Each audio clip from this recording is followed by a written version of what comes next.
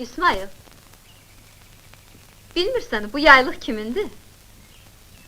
Bilmirəm. Bu Zeynəb xalanındır. O gün Dadaş bu yaylığa alma püküb gətirmişdi. Bəlkə yarasanı da o gətirib.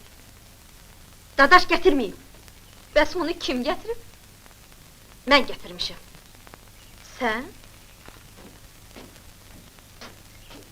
Sən bilə-bilə ki, Cəmilə yarasadan qorxur.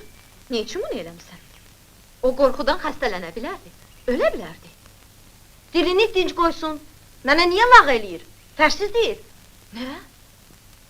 Heç utanırsan Cəmilə? Bu nə hərəkətdir? Bəs o mənə niyə qorxaq deyir? İtil gözümün qabağından! Məndən icazəsiz bayıra çıxma! Görmürsən o neynir? Sən də get otur dərsinlə məşğul ol. Hələ vaxt var, sonra.